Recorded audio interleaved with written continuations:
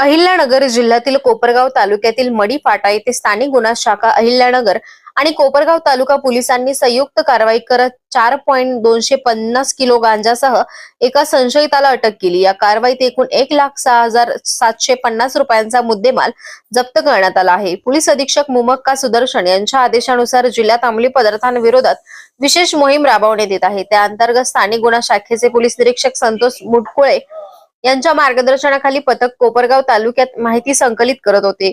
यावेळी गुप्त बातमीदारामार्फत दत्तू रतन महाजन वय 45 राहणार सुरेगाव तालुका कोपरगाव यांच्याकडे नाशिक येथून 2 अनोळखी व्यक्ती गांजा विक्रीसाठी येणार असल्याची माहिती पोलिसांना मिळाली। या माहितीच्या आधारे कोपरगाव तालुका पोलीस ठाण्याचे पोलीस निरीक्षक संभाजी गायकवाड यांच्या सहकार्याने मडी फाटा येथे सापळा रचण्यात आला। दरम्यान कोळपेवाडीच्या दिशेने मोटारसायकलवरून 2 व्यक्ती घटनास्थळी आल्या।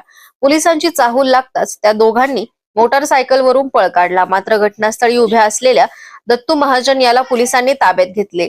त्याची झडती घेतली असता त्याच्याकडील पिशवीत 4.250 किलो गांजा आढळून आला। या कारवाईत 1,06,250 रुपयांचा गांजा तसेच 500 रुपयांचा मोबाईल फोन असा एकूण 1,06,750 रुपयांचा मुद्देमाल जप्त करण्यात आला। या प्रकरणी स्थानिक गुन्हा शाखेचे पोलीस अंमलदार भीमराज खरसे यांच्या फिर्यादीवरून कोपरगाव तालुका पोलीस ठाण्यात गुन्हा क्रमांक 281/2026 दाखल करण्यात आला आहे। आरोपी विरुद्ध NDPS कायदा 1985 अंतर्गत कलम 8 व 20 अन्वये गुन्हा नोंद करण्यात आला असून पुढील तपास कोपरगाव तालुका पोलीस करत आहेत। ही कारवाई पोलीस अधीक्षक मुमक्का सुदर्शन यांच्या मार्गदर्शनाखाली स्थानिक गुन्हा शाखा अहिल्यानगर आणि कोपरगाव तालुका पोलीस ठाण्याच्या संयुक्त पथकाने केली आहे। कोपरगाव एक्सप्रेस न्यूज साठी सुनील ससाने, कोपरगाव। तुम्ही पण प्राणीप्रेमी आहात का? अहो मग एखादं भुवू पाळा, एखादी मनीमाऊ पाळा। का तुमच्या कष्टाचा पैसा त्या मार्केट मधल्या बुल आणि बेअरच्या कशात घालताय? अहो त्याला समतासोबत वाढवा ना।